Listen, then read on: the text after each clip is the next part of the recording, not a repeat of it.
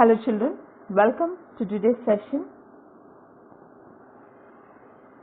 So today we are going to see heredity part 3. So far we have seen two parts, that is heredity part 1 and part 2. So in the previous classes we have seen the basics, the basic concepts involved in heredity, and today's session is very important since we are dealing with crosses, which is very important. Unless and until you concentrate on the class properly, you will not understand the crosses properly. So please, it is mandatory for all of you to open your running notes, take out a pen and make a list of important points, and remember, you need to maintain a running notes, especially for this chapter, because you'll be having few tabular columns which are not present in your textbooks, and you need to copy all those tabular columns in your running notes. So coming to today's concept, that is heredity part 3.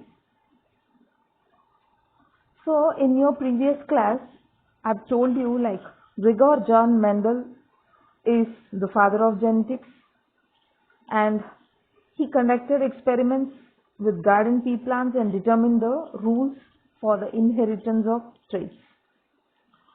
And finally, he reached certain conclusions which we now call as Mendel's laws of inheritance.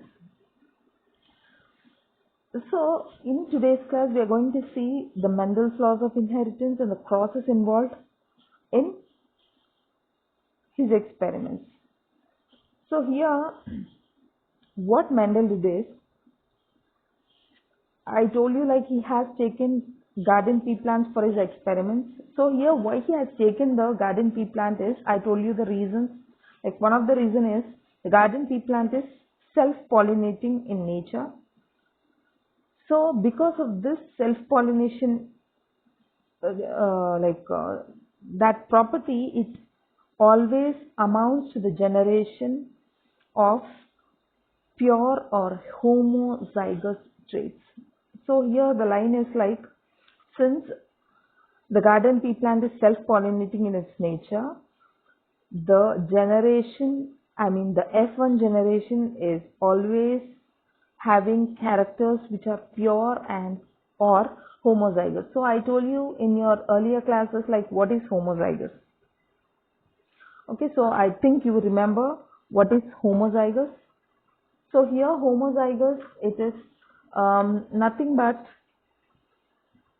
like identical alleles present on homologous chromosomes. So it can be either capital TT or small tt. So I've dealt that in your previous class. So here what Mendel did is, he thought of cross-pollinating the plants, and he was very excited to find out what happens. Like so until then he self-pollinated the plants, and as the days progressed on, he tried to cross-pollinate the plants. So he was very eager to know what would happen. So for this purpose, what he did is, he used the pollen of a particular plant and dusted it onto the stigma of another flower of another plant that is belonging to the same species. So I think you might have heard of emasculation. Okay, so here pollination is done artificially by him. So he is transferring the pollen from one flower of one plant to the other flower of other plant belonging to the same species. So in this way, what he did is, he conducted two crosses, that is monohybrid and dihybrid crosses. So I'll be dealing in today's chapter what is a monohybrid cross, which is very important. So here I will tell you in brief what does monohybrid cross actually refer to. So here the monohybrid cross involve the study of only one character at a time. Okay, while the dihybrid cross, it involves the study of two characters at a time. So there is a difference. Mono is single character and dihybrid is two characters. And so in this process, what he did is he used a number of contrasting visible traits or characters. So I told you earlier, like he used a number of contrasting visible characters. I told you, you have two terms, that is dominant and recessive alleles. Okay, so dominant and recessive characters of examples are like garden peas, of garden peas, like round or wrinkled seeds, tall short plants, white violet flowers, etc. So I'll be showing a tabular column uh, various visible traits. So here Mendel's laws of inheritance. So here you have a tabular column, like you have seed, flower, pod, stem, and you have 7 visible characters that were used by Mendel. So first one is form is nothing but you can say the shape. Okay, the shape of a seed. So here it can be round. That is the dominant trait. So here the upper upper row. Okay, so upper row, when you see horizontally, below the first line, you can see the upper row is the dominant trait and the lower one is the recessive trait. So coming to the shape of the seed, the dominant trait is round and the recessive trait is wrinkled. Okay, so it is signified by the symbol capital R, and the lower one is small r. Please make a note of this tabular column. And here the seed, cotyledons. So cotyledons, it is nothing but the seed that is present inside a flower. Okay, so or a fruit. And here the cotyledons color. Here we are talking about the color of the cotyledons. It can be yellow and green. So yellow is the dominant trait and green is the recessive trait. So yellow, it is signified by the symbol capital Y, and the green, it is given by the symbol small y. And coming to flower, that is the color of the flower is discussed here. And so the color of the flower is here the dominant trait is white and the recessive one is violet. And coming to pod, so pod, it is nothing but you say shells. That is, see, for example, if you say the pea, the outer covering of the pea, it is called as a pod. Okay, so here the form, that is the shape. Okay, that is, if it is full, you can see in the picture, that is the dominant trait, and if it is constricted, it is the recessive trait. And coming to color, color of the dominant trait is yellow and the color of the recessive trait is green. And coming to stem, okay, so the place and the size. So coming to the place, that is the position of the flower. Okay, if it is present in the axial position, okay, if it is present in the along the plant axis, or if it is present at the if it is present along the plant axis, that is the dominant trait. And if it is present at the terminal position, if the flower is present at the terminal position, that is called as the recessive trait. And coming to the size, long is obviously the dominant trait, and the short one is the recessive trait. So these are the these are the various traits that were used by Mendel. So this table is very, very important. So the major things that we are going to see in this chapter is, usually we deal with the most common same traits are size, and here we see the form of the seed, cotyledon, and we see the pod form and color also in some rare cases. So today I will show you the seed form and the cotyledons and size of the plant. I'll be showing today. Okay, so this is the tabular form. So coming to Mendel conducted 2 experiments. So here I told you he has used up many contrasting visible traits. So here, for example, what he did is, see, for example, I am telling you, he used taller short plants and produced progeny from them. And what he did is, he calculated the percentages of tall and short progeny. And so what he concluded, so here you must know something like these traits which were strictly contrasting. So I am talking about contrasting. So what does this contrasting mean? So here this contrasting means that whatever result that is coming out of crossing, okay, so these characters are strictly contrasting. So what it means is there is no intermediate forms in between. Okay, remember, always a plant, if it is crossed, when I'm talking about size, so if a plant is crossed, that could be either tall or short, but not it will not be slightly more taller or slightly shorter. Okay, either it will be tall or short, but not in between. So this is nothing but it is strictly contrasting. So this is how the traits, the result is coming after crossing certain plants in Mendel's experiments. So Mendel conducted 2 main experiments to determine the laws of inheritance. These experiments were, as I told you, monohybrid cross experiment and dihybrid cross experiment. So while experimenting, Mendel found that certain factors were always being transferred down to the offsprings in a stable way, and those factors are now called genes. So here genes can be called as the unit of inheritance. So I told you transmission of characters.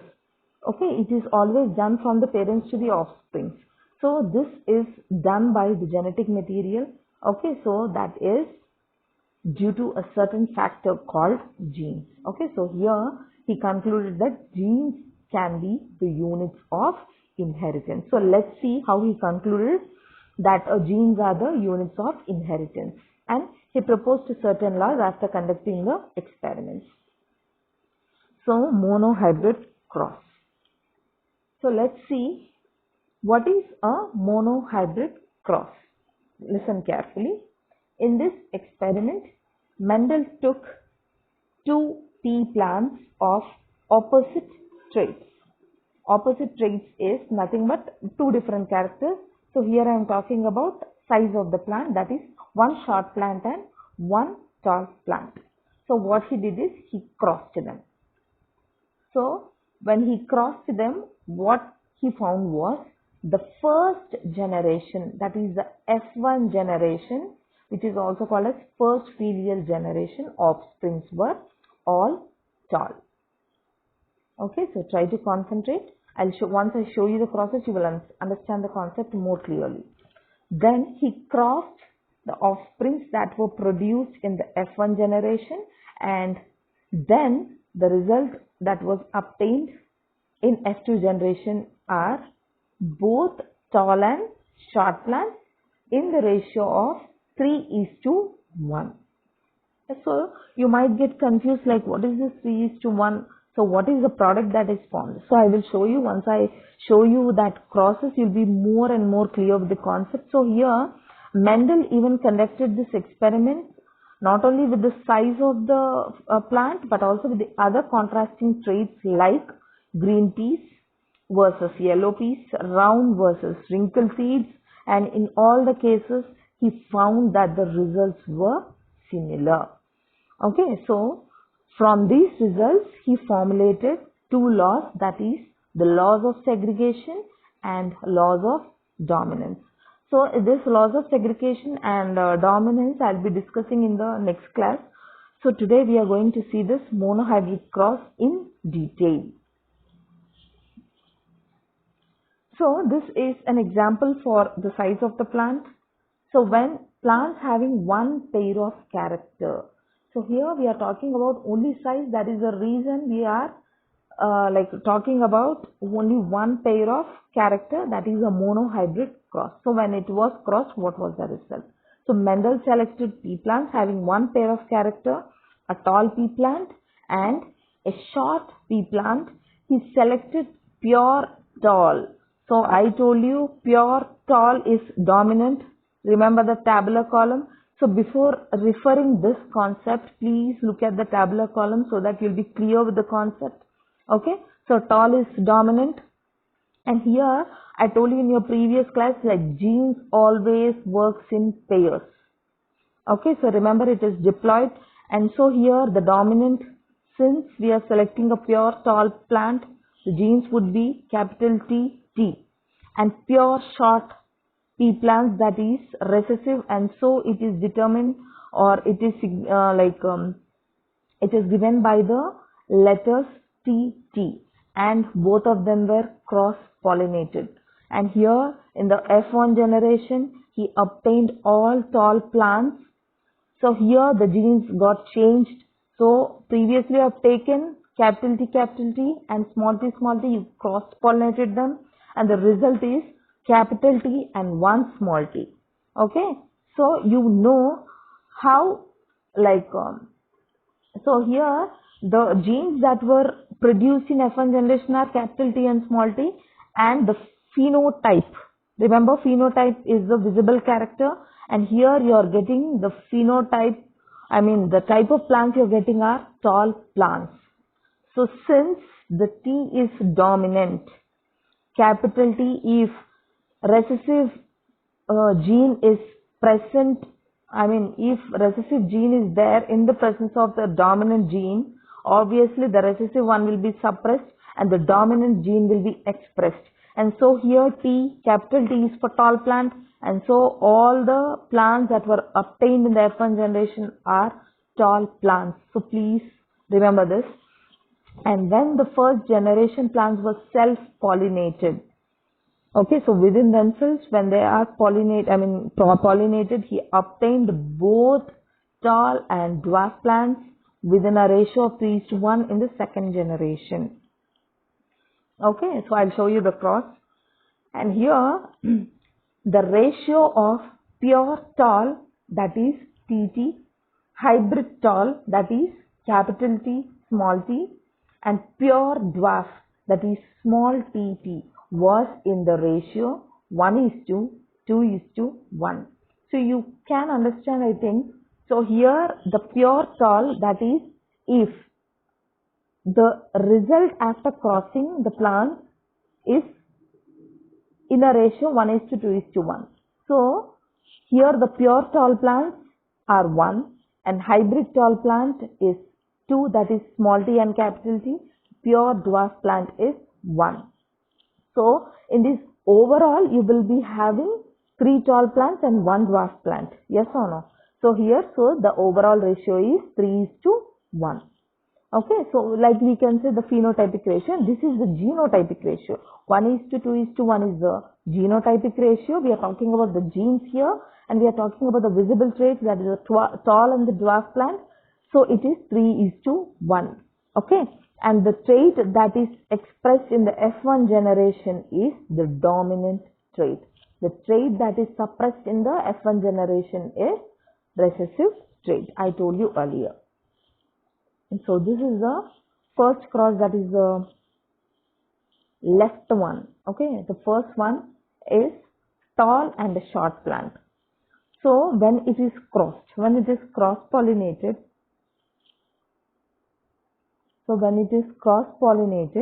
when short plant and the tall plant, when they are cross-pollinated, so the F1 generation, you get 4 plants after cross-pollinating.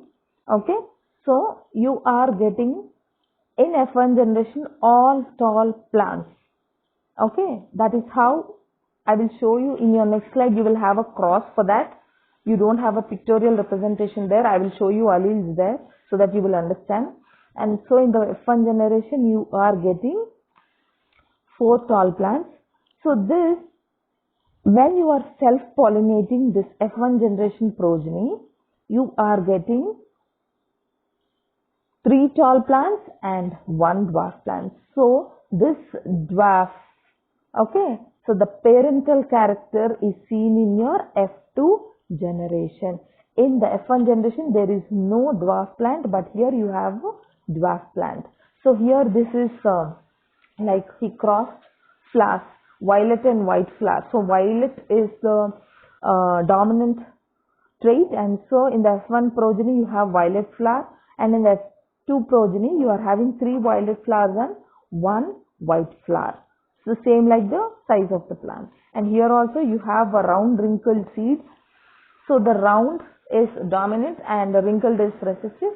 And in F1 generation you are having like round seeds, and in F2 generation you have 3 round seeds and 1 wrinkled seed. So this is how you have a pictorial representation of the cross. So this is the genotypic representation. I will show you what it is.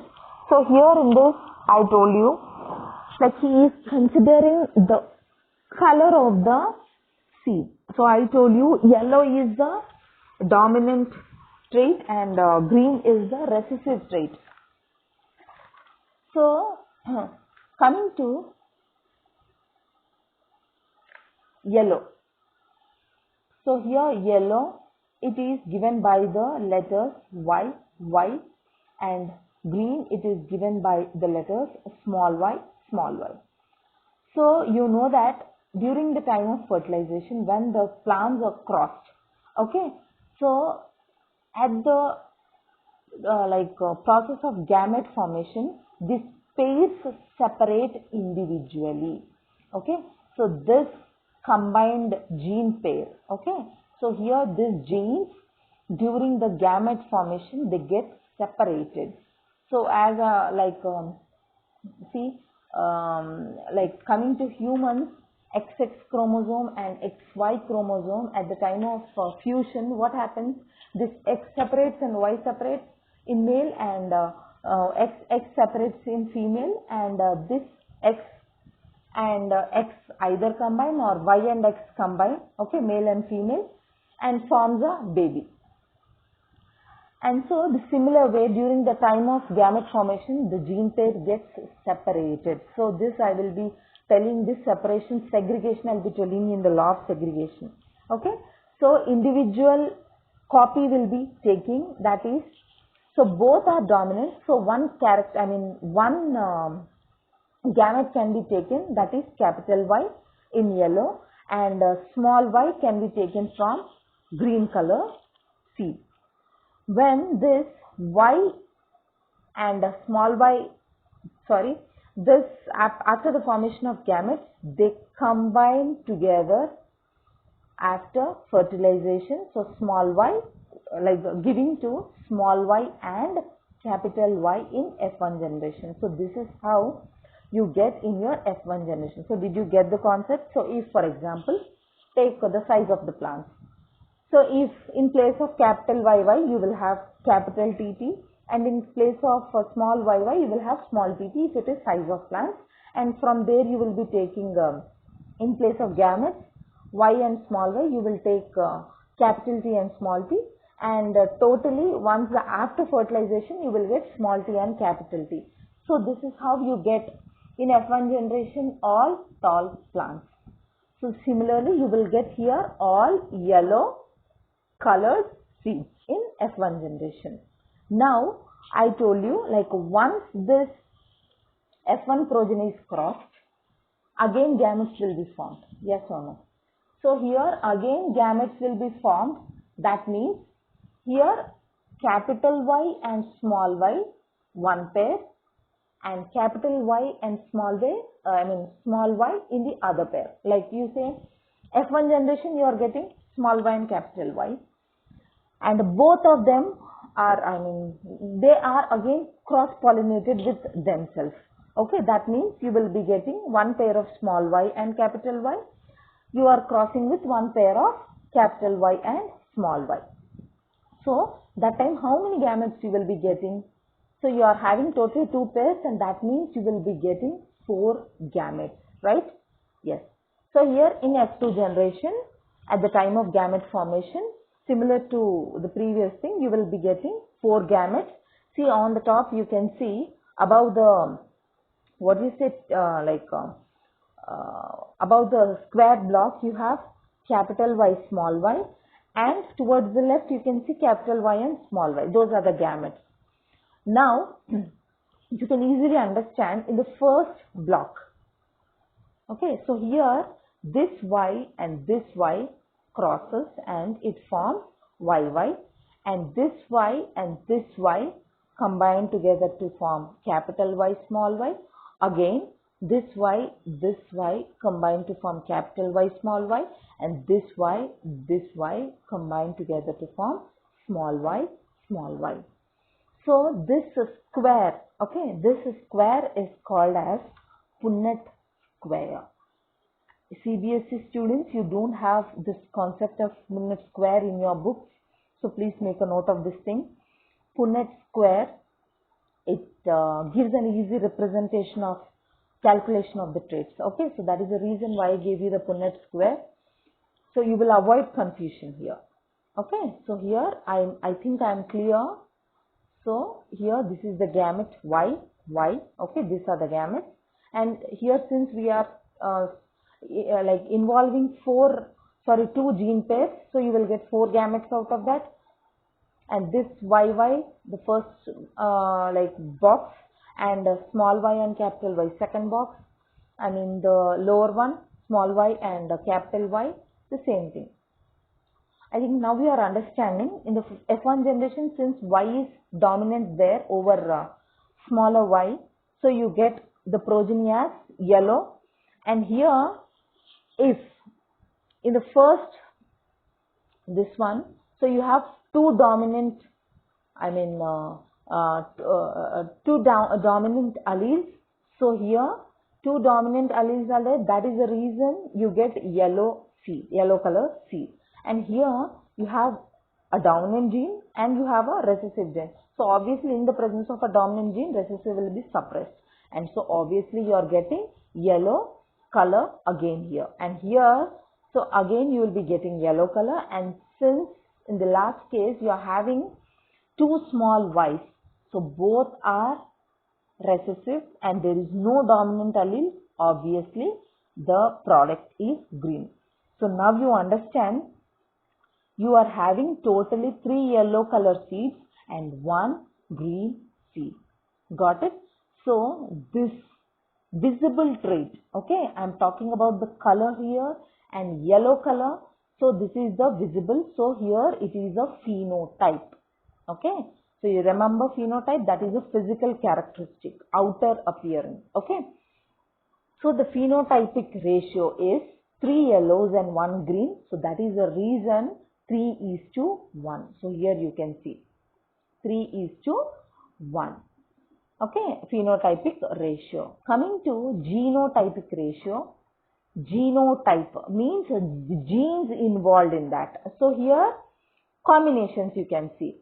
So 2 dominant alleles are there, this is 1, and here the same thing is not there, so capital Y and small y, here you are having capital Y and small y. So you have 2 similar combinations, so this is 1, 2, 1. So 1:2:1. This is the genotypic ratio. See, you can see here, genotypic ratio, phenotypic ratio. Got it? So hope you are clear with this. And similarly, you can put it for TT, and similarly you can put it for R and R, capital R and small r. So if it is, we are talking about the shape of the seed. Okay, here I am talking about the shape of the seed. So here instead of capital Y, you will have capital R, and instead of small y, you will have small r. The gametes will be small r and capital R, and the F1 progeny will be capital R and small r, and the resultant product would be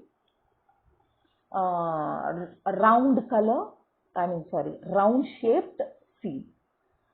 And coming to the cross pollination of the F1 generation, So you get 4 gametes since 2 pairs are involved, and you get capital R small r and capital R small r, and they separate into 4 gametes. You will have on the upper row you put a square like box, and in the upper one you put capital R small r, and towards the left you put small r and a capital R, and you need to try the same combination. You will get 3 round seeds and 1 wrinkled seed. Okay, so the phenotypic ratio. And coming to genotypic ratio, you will have a combination of capital R and 2 combinations of two sets of capital R and a small r, and 1 set of small r. So that is the genotypic ratio.